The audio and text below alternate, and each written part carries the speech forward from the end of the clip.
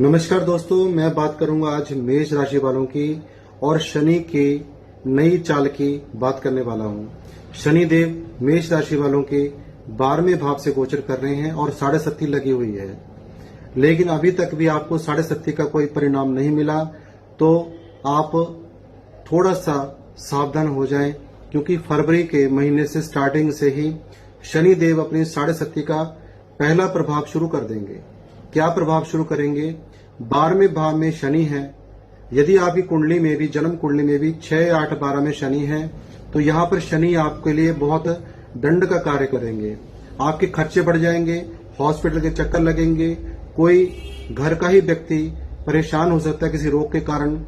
यहाँ पर आपके जमा राशि को भी शनि देव उड़ाना शुरू कर देंगे, कहीं ना कहीं खर्च हो जाएगा और यहाँ पर आपके भाग्य में भी अड़चने आनी शुरू हो जाएंगी, रोड़े आने शुरू हो जाएंगे।